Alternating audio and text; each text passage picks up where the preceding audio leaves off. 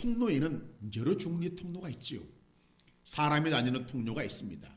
물건들이 드나드는 통로도 있습니다. 또한 짐승들이 드나드는 통로도 있고 물질기의 통로도 있습니다. 그리고 눈에는 보이지 않지만 이들이 드나드는 통로가 있는데 바로 바람의 통로가 있습니다.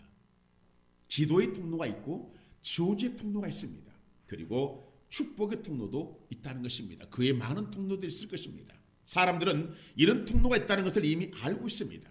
또한 눈에 보이지 않는 통로가 있다는 것도 익히 잘 알고 있습니다. 그러나 문제는 이런 보이지 않는 통로를 너무도 사람들이 간과한다는 것입니다. 사람들은 자신의 생각을 대수롭지 않게 생각합니다. 왜냐하면 자신의 생각은 아무도 모릅니다. 아무도 모르며 또 생각하면 된다는 마음이기 때문입니다. 그러나 놀라운 것은 자신의 생각이 내가 알지 못하는 통로로 들어간다는 것입니다. 문제는 여기서 승패가 갈라지는 것입니다. 그러니까 어떤 통로로 들어가느냐는 것은 내 몸이 결정하는 것이 아니라 내 생각과 내 마음이 결정하더라는 것입니다. 또한 또 다른 결정권이 있는데 바로 하나님의 말씀에 대한 결정권입니다. 하나님은 하나님의 말씀의 통로로 들어가라 살라고 합니다. 그곳에 들어가며 살면 축복이다라고 말씀을 합니다. 그러나 내 마음에 또 다른 통로의 법이 있어서 아니다. 육신의 법인 너의 생각의 통로를 따라 살아야 한다라고 말합니다. 이 두 통로가 내 마음에 자리 잡아서 내가 기울어짐에 따라 어느 통로로 들어갈 것인가를 결정을 하더라는 것입니다. 로마서 7장 22절과 24절은 이렇게 말씀하고 있습니다. 바울은 고백합니다.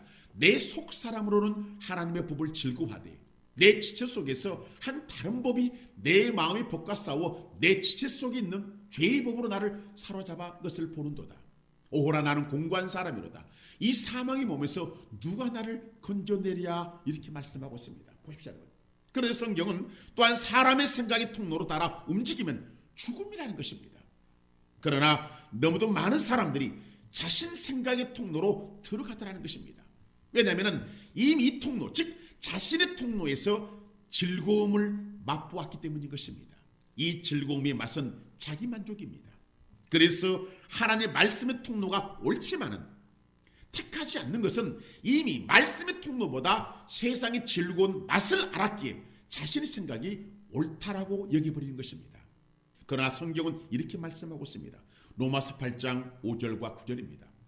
육신을 따르는 자는 육신의 일을, 영을 따르는 자는 영의 일을 생각하나니 육신의 생각은 사망이요 죽음이라는 것입니다. 영의 생각은 생명과 평안이니라. 육신의 생각은 하나님과 원수가 되느니 이는 하나님의 법에 굴복하지 아니할 뿐 아니라 할 수도 없습니다. 육신에 있는 자들은 하나님을 기쁘시게 할 수가 없느니라. 만일 너희 속에 하나님의 영이 거하시면 너희가 육신에 있지 아니하고 영이 있나니 누구든지 그리스도의 영이 없으면 그리스도의 사람이 아니라. 성경은 이렇게 말씀하고 보십시오 여러분. 육신의 생각, 즉 육신의 통로는 사망이라고 합니다. 그런데 너무도 많은 성도들이 이곳 통로에서 들락날락 하고 있다는 것입니다. 그런데 또 다른 통로가 있는데 이 통로는 영의 통로라고 말합니다. 이 영의 통로를 선택하면 생명과 평안이라고 합니다. 그런데 이 영의 통로를 선택한 자들이 적다는 것입니다. 그렇다면 이 영이 누구이십니까? 바로 성령님이십니다. 우리 속에 성령님이 없다면 그리스도의 사람이 아니라고 선언합니다. 무슨 말씀입니까 여러분? 성령의 통로에서 살아야 한다는 것입니다. 즉 말씀의 통로에서 살아야 한다는 것입니다. 왜냐하면 육신의 통로는 사망을 주기 때문입니다. 그렇습니다 여러분. 믿음을 믿지 않는 것도 마찬가지입니다. 믿음은 성령님의 영역입니다.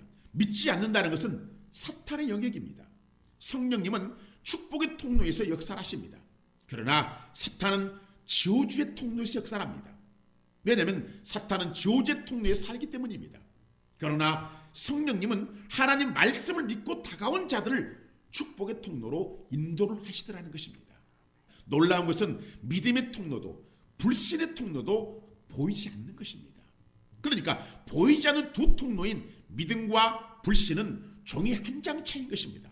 놀라운 것은 이 종이 한 장 차이가 인생을 싹 바꿔버리더라는 것입니다. 여러분, 우리는 성경 인물 중에 아브라함을 너무도 잘 알고 있습니다. 아브라함은 참으로 놀라운 믿음의 사람이기 때문입니다. 왜입니까 여러분? 아브라함은 환경 속에 사는 사람이 아니었습니다.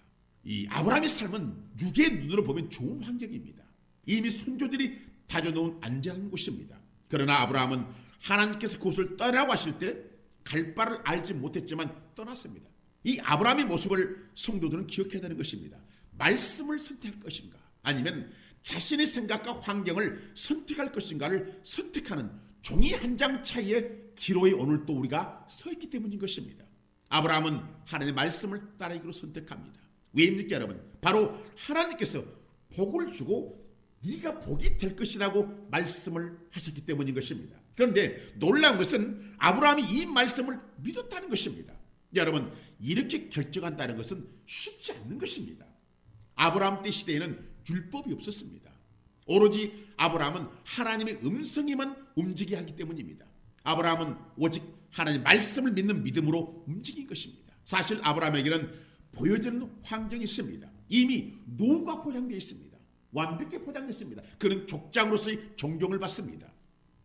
부러울 것이 없는 사람입니다. 그러나 아브라함은 믿음을 선택합니다. 창세기 12장 4절입니다. 이 아브라함이 여호와의 말씀을 따라갔고 롯도 그와 함께 갔으며 아브라함이 하란을 떠날 때 75세였더라 이렇게 말씀하니 보십시오 여러분. 아브라함은 말씀을 따라갔고라고 하십니다. 사랑하는 성도 여러분, 오늘 우리는 이미 하나님께서 믿음을 주셨는데 바로 성경입니다. 이 통로로 다니면 복이 된다라고 합니다. 분명한 것은 이 말씀이 내 마음과 생각 가운데 믿어져야 한다는 것입니다. 아브라함은 나이 99세 때 하나님께서 내년에 아들을 주신다고 하실 때 믿었습니다. 그러나 그의 아내 사라는 안 믿습니다. 왜냐하면 환경을 바라봤기 때문이다. 사라의 환경은 자신이 89세이기 때문에 아기를 가질 수 없다는 결론이었습니다. 내년이 되면 자신은 90세입니다. 여러분, 우린 여기서 우리의 믿음이 멈춥니다. 왜냐하면 사람은 자연의 이치를 생각하기 때문입니다. 그래서 사람은 말씀이 틀린 것처럼 느껴지고 믿어지기 때문인 것입니다. 사라도 마찬가지였습니다. 전형적인 믿음 없는 우리들의 모습입니다. 그래서 하나님은 믿음의 사람을 선택하여 우리에게 제시하는 것입니다. 믿을 때와 믿지 않을 때를 보라는 것입니다. 창세기 11장은 바벨탑 사건이 나옵니다. 하나님께 이들을 흩어버렸죠. 그리고 바로 족보 이야기가 나옵니다. 그러다가 창세기 12장에 넘어와서는 믿음의 사람 아브라함을 등장시킵니다. 왜 이러셨을까요? 바로 사람은 하나님을 믿는 믿음으로 살아갈 때 복을 받기 때문이라는 것입니다. 다시 말해 하나님은 사람이 복을 주고 싶어 하신 것입니다. 그래서 믿음의 조상 아브라함을 등장시켜서 믿으면 복을 받게 된다는 길을 열어놓으신 것입니다. 로마 4장 18조가 21절입니다. 아브라함이 바랄 수 없는 중에 바라고 믿었으니 이는 내 후손이 이 같으리라 하신 말씀대로 많은 민족의 수상이 되게 하려 하십니다. 그가 100세나 되어 자기 몸이 죽은 것 같고 사라의 태가 죽은 것 같음을 알고도 믿음이 약해지지 아니하고 믿음이 없어 하나님의 약속을 의심하지 않고 믿음으로 견고해져서 하나님께 영광을 돌리며 약속하신 것을 또한 능히 이루실 줄을 확신하였으니, 그러니까 하나님의 말씀을 믿으면 이미 복을 받았다는 것입니다. 이 사실을 가르쳐 주시고자 하나님은 아브라함이라는 사람을 등장시킨 것입니다. 아브라함은 100세 때 아들을 낳습니다. 그의 아내 사라의 나이 90세입니다. 하나님은 불신과 믿음을 두시고 보라는 것입니다. 결국 믿음이 승리하며 축복을 얻게 되더라는 것입니다. 그래서 성도는 믿음을 선택하고 믿음과 함께 해야 한다는 것입니다. 아브라함이 고향을 떠날 때 조카 롯을 데리고 떠납니다. 놀라운 것은 롯이 아브라함과 함께 할 때 복을 받더라는 것입니다. 그러나 아브라함을 롯이 떠날 때 믿음이 떠나고 결국 파산을 맞았던 것입니다.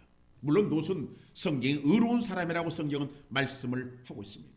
여러분, 무슨 말씀입니까? 여러분, 믿음은 떠나는 것이 아니라는 것입니다. 왜냐하면 믿음은 보이지 않지만 이 믿음이 모든 일을 하기 때문인 것입니다. 즉 자연 만물과 보이지 않는 모든 것이 보이지 않는 믿음이 나타나게 하였기 때문인 것입니다. 본문 3절입니다. 믿음으로 모든 세계가 하나님의 말씀으로 지어준 줄 우리가 아나니 보이는 것은 나타난 것으로 말미암아 된 것이 아니니라.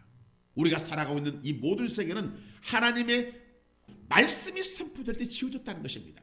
그러니까 하나님은 믿음의 대상이 되시는 것입니다.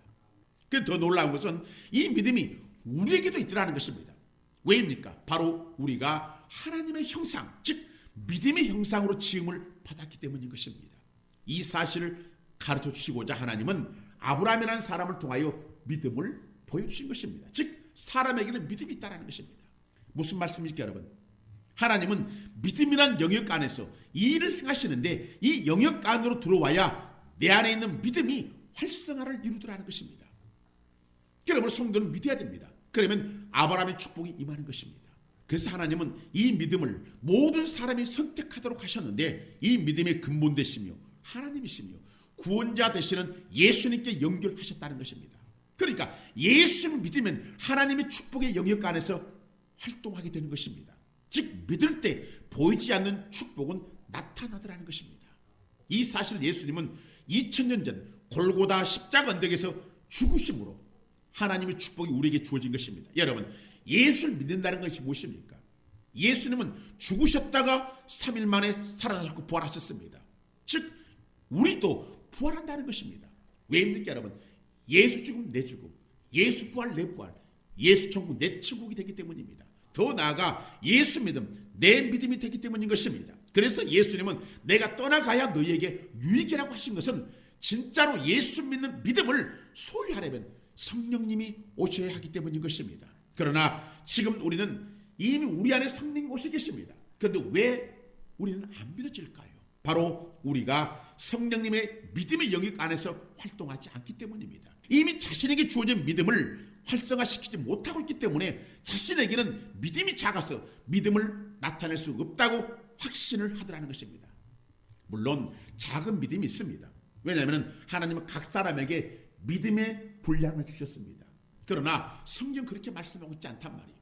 저자씨 하늘만 되는 믿음이 있다면 산이 옮겨진다라고 성경은 말씀하고 있다는 것입니다. 마태복음 17장 20절입니다. 이르시되 너희 믿음이 작은 까닭이니라 진실로 너희에게 이르노니 만일 너희에게 믿음이 겨자씨 하늘만큼만 있어도 이 산을 명하여 여기서 저기로 옮겨져 하면 옮겨질 것이요 또 너희가 못할 것이 없으리라. 믿음이 크고 작은 문제가 아니라는 것입니다. 비록 작은 믿음일지라도 믿는다면 역사를 한다는 것입니다. 그러니까 예수를 믿으면서 나는 믿음이 작니 없니 하는 말을 해서는 안 된다는 것입니다. 즉 예수를 믿는 자들은 모두가 믿음 안에서 마음껏 행동해야 하는 것입니다. 이미 예수께 십자가에서 다 믿는 자들에게 구원뿐만 아니라 축복도 다 주셨기 때문입니다. 갈라디아 3장 13절과 14절입니다. 그리스도께서 우리를 위하여 저주를 받은 바 되사 율법의 저주에서 우리를 속량하셨으니 기록된 바 남의 달린 자마다 저주 아래 있는 자라 하였습니다. 이는 그리스도 예수 안에서 아브라함의 복이 이방인 우리에게 미치게 하고 또 우리로 하여금 믿음으로 말미암아 성령의 약속을 받게 하려 함이라 성경은 정확하게 말씀해 주고 있습니다. 그러니까 예수님께서 믿음의 사람들이 구할 것을 이미 다 주셨다는 것입니다. 즉 필요한 것이 있다면 다 가져가라는 것입니다. 이미 예수님께서 우리가 가져갈 모든 것에 값을 지불했기 때문입니다. 그런데 사람들은 필요하면서도 가져가질 않습니다. 내가 돈을 다 지불했으니 마음껏 먹으라고 하는데도 안 먹습니다. 배에서 꼬르락 소리가 나는데도 안 먹습니다. 왜 그럴까요? 두 가지로 나눌 수가 있습니다. 첫째는 돈이 없었다라고 생각하기 때문입니다. 즉 자신을 위해서 돈을 다 지불했는데 이 사실 이 사람이 모르는 것입니다. 둘째는 바로 믿음이 없었습니다. 우리는 지금 이 두 번째에 해당합니다. 첫 번째는 우리가 다 알고 있습니다. 예수님께서 십자가에 다 지불하셨다는 것을 알고 있습니다. 문제는 우리가 믿음이 없다는 것입니다. 문제는 믿음이 없으면 말 그대로 그림의 떡입니다. 아무리 먹기 좋아 보이는 떡이 그림이라면 무슨 소용이냐라는 거예요. 즉 하나님께서 모든 것을 부족함 없이 다 준비해 놓으셨다고 해도 믿음이 없다면 무슨 소용이냐라는 거예요. 백화점은 내가 필요한 모든 것이 있습니다. 그런데 내가 필요한 것을 다 살 수 있는 카드가 공짜로 주어졌습니다. 이 카드는 무한한 카드입니다. 이 카드는 평생 펑펑펑 쓰고도 남을 카드입니다. 그런데 이 카드를 사용할 줄 모릅니다. 이 사람이. 내가 필요한 물건을 들고 카드만 내밀면 되는데 이것을 못합니다. 다른 사람은 다 사는데 자신은 못 삽니다. 왜요? 카드를 내밀 줄 몰라서입니다. 누가 이런다고 합니까? 이런 바보가 어디가 있습니까? 유치원생들도 하는데 이것을 이 사람이 못합니다. 바로 누가 이렇게 못한다는 거예요? 믿음이 없는 우리가 못한다는 것입니다. 성경은 말씀하고 있습니다. 본문 6절을 보십시오, 여러분. 믿음이 없이는 하나님을 기쁘시게 하지 못하나니 하나님께 나아가는 자는 반드시 그가 계시는 것고 또한 그가 자기를 찾는 자들에게 상 주시는 이심을 믿어야 할지니라 말씀합니다. 뭐라고 하십니까? 믿음이 없다면 하나님을 기쁘시게 하지 못한다고 하십니다. 무한히 사용할 수 있는 카드를 주신 분이 누구이십니까? 바로 우리 하나님이십니다. 2000년 전에 십자가에서 독생자들 예수님을 죽이시면서 이 카드를 우리에게 주신 것입니다. 이 카드의 이름은 바로 믿음입니다. 즉 성도는 믿음으로 마음껏 사용하라는 것입니다. 그러면 그 믿음은 실상이 된다는 것입니다. 실상이란 발판입니다. 또한 확신, 보증, 현실화 또는 토대, 기준이라는 의미를 가지고 있습니다. 기준, 즉 믿음은 토대가 되고 삶의 기준이 되는 것입니다. 그리고 믿음은 현실화가 되는 것입니다. 다시 말해 믿음이 된다는 것입니다. 그러므로 카드를 주신 분, 즉 나에게 믿음을 주신 분을 기쁘게 하려면 믿음을 사용하는 것입니다. 또한 하나님께 나아가는 자, 즉 믿음으로 나아가는 자는 하나님이 계신 것과 하나님을 찾는 자들에게 상 주시는 이심을 믿으라는 것입니다. 무슨 말씀일까요, 여러분? 가짜 믿음으로 찾지 말라는 것입니다. 주면 감사하고 안 주면 할 수 없고라는 식의 가짜 믿음은 상이 없는 것입니다. 그러므로 하나님은 믿음으로 다가오는 사람에게 상을 주신다는 것을 믿어야 한다는 것입니다. 그렇다면 하나님께 주신 상은 어떤 것일까요? 이 상 주시는 이로 번역된 헬라어 미스다포도데스는 보상자, 임금을 지불하는 자. 그러니까 하나님은 믿음으로 다가오는 사람에게 그의 합당한 보상을 주시고 그가 심은 믿음에 따라 임금을 지불하는 것처럼 지불해 주신다는 것입니다. 이사야 선지자는 상을 주시는 분이 하나님이라고 말씀합니다. 이사야 40장 10절과 11절입니다. 보라, 주 여호와께서 장차 강한 자로 임하실 것이요 친히 그의 팔로 다스릴 것이라. 보라, 상급이 그에게 있고 보응이 그의 앞에 있으며 그는 목자같이 양떼를 먹이시며 어린 양을 그 팔로 모아 품에 안으시며 젖먹이는 암컷들을 온순히 인도하시리로다. 성경은 말씀하고 있습니다. 바로 하나님이 상급이라는 것입니다. 창세기 15장 1절은 말씀해주고 있습니다. 이후에 여호와의 말씀이 환상 중에 아브라함에게 임하여 이르시되 아브라함아 두려워하지 말라. 나는 내 방패요 너의 지극히 큰 상급이니라. 보십시오, 여러분. 하나님은 오늘 우리들의 최고의 상급이라고 지금 말씀하고 있습니다. 이 상급인 하나님께 나아가려면 오직 믿음이 한다는 것입니다. 그러니까 믿음은 하나님을 만나러 가는 통로인 것입니다. 믿음은 상급이신 하나님을 만나는 실제이며 본질입니다. 놀라운 것은 믿으면 하나님의 상급이 움직인다는 것입니다. 그러니까 믿음은 상급을 움직이는 힘이 되는 것입니다.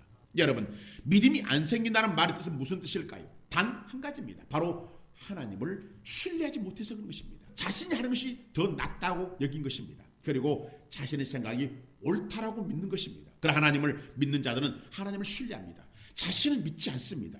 자신이 옳다고 말하지도 행동하지도 않습니다. 왜냐하면 자신 틀리고 하나님이 맞다고 여기기 때문입니다. 이들은 온전히 하나님을 신뢰합니다. 즉 믿습니다. 그리고 자신을 하나님께 맡깁니다. 그런데 이때 무슨 일이 일어납니까? 바로 축복의 통로가 열리더라는 것입니다.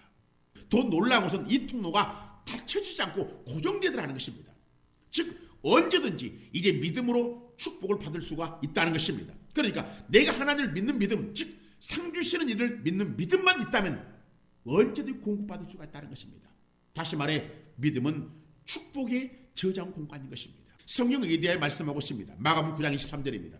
예수께서 이르시되 할 수 있거든이 무슨 말이냐? 믿는 자에게는 능히 하지 못할 일이 없느니라 하시니. 보십시오, 여러분. 믿는 자는 하나님의 상급을 언제든지 사용 가능하다는 것입니다. 한두 번만 사용 가능한 것이 아니라 언제든지입니다. 언제든지. 사랑하는 성도 여러분, 하나님을 믿는다면 여러분의 믿음을 믿어야 됩니다. 하나님은 믿는데 하나님이 나에게 주실 것이 안 믿어진다면 도대체 이 믿음이 어디서 발생된 것입니까? 분명히 하나님을 절반만 믿는 믿음이 확실합니다. 이런 믿음은 축복의 통로가 될 수가 없다는 것입니다. 그래서 이런 믿음은 온전한 믿음을 세우려면 바로 믿음이 발생 근원인 장소로 가야 됩니다. 믿음이 어디서 발생됐는가? 이 장소로 가라는 거예요. 바로 하나님 말씀을 들어야 한다는 거예요. 믿음은 들음에서 나옵니다. 이 들음이란 뜻은 성령을 통하여 들려지는 말씀인 것입니다. 사람의 소리가 아니라 성령께서 내 마음에서 듣게 하시는 말씀입니다. 즉 두드리는 말씀입니다. 이때 닫혔던 내 마음이 열립니다. 놀라운 것은 이때 믿음이 발생되더라는 것입니다. 그러므로 말씀을 들을 때는 성령님을 의지해야 되는 것입니다. 성령님께 부탁해야 되는 것입니다.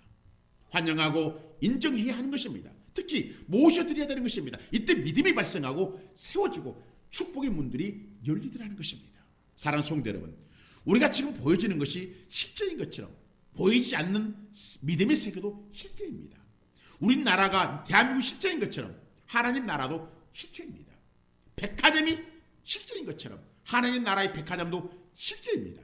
그러므로 성령님과 함께 하신다는 것입니다. 성령님을 통하여 주님의 말씀을 들어야 한다는 것입니다. 그러나 이런 말씀을 들으려면 성령님과 함께 하셔야 되는 것입니다. 그리고 자주 말씀을 드려야 됩니다. 그러므로 예배를 소중히 여기셔야 되는 것입니다. 이때 여러분들의 마음에 말씀 움직인 것입니다. 이때 축복의 통로가 열리는 것입니다. 누가 축복의 통로를 여는 것입니까? 바로 내 마음에 견딜 수 없는 믿음입니다. 기억해야 됩니다, 여러분. 믿음은 보이지 않는 것들을 움직이는 토대임을 기억해야 됩니다. 행위 구하는 것이 있습니까? 믿음으로 구하십시오. 하나님께 구하십시오. 믿음으로 구하는 것이 열린다는 것입니다. 왜입니까, 여러분? 믿음은 하나님을 기쁘시게 하기 때문입니다. 시편 2편 8절은 이렇게 말씀하고 있습니다. 내게 구하라.